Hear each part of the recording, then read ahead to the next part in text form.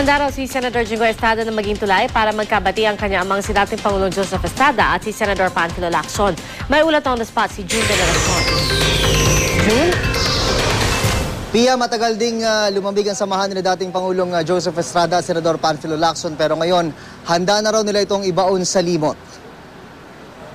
Katunayan, Pia, ay nakahanda nga raw itong si Senador Jinggoy Estrada na maging tulay sa pagitan ng kanyang ama at ni Lacson. Ito ay para matapos na ang gusot na matagal ding namagitan kay Erap at Lacson.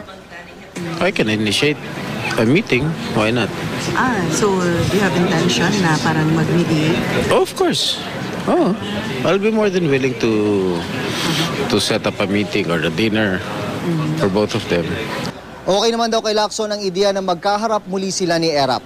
Gusto na rin daw ni Lacson na mabaon sa limot ang hindi nila pagkakaunawaan. Total, marami naman daw silang hirap na pinagdaanan. Mahaba-haba rin ang kanilang pinagsamahan hanggang sa italaga ni Erap si Lacson bilang PNP chief nung siya'y maging Pangulo. Nauusan pa nga ni noon Lacson ang mga mas senior officer ng PNP. Naputol nga lang kanyang pamumuno sa PNP nang mapatalsik si Erap.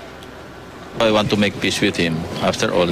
Kasi tuwing maalala ko rin yung pinagdaanan namin nung araw. Marami na kaming hirap na nagsama. Simula pa noong vice president siya noong 1992. Na nagkasama. Inisip ko rin, it's about time na siguro kalimutan na rin yung whatever animosities na nagkaroon kami. Nagsimula raw tumabang ang relasyon ng dalawa nang magsalita si Erap sa kaso ng Deser Corbito double murder case. Nadiin si Lacson sa kaso. Umabot pa nga ito sa punto na nagtago siya sa batas makarang maglabas ng warrant of arrest laban sa kanya. Ako dahil noong, I think it was 2008 or 2009, nung tinanong niyo siya, ng mga media sa Malabon, I think he was on a campaign trail na tungkol sa Deser Corbito case. Agad-agad, tinuro niya na ako yung dapat tunungin. Doon ako medyo na pikon sa kanya dahil pwede namang i-deny niya lang on his own. Bakit kailangan magturo pa naman siya? Alam niya namang doon ako nagkamalas-malas. Kung kailan yung eksaktong lugar, oras at araw ng pagbabati ni Senador Panfilo Lacson at dating Pangulong Joseph Estrada, yan ang ating aabangan. Pia?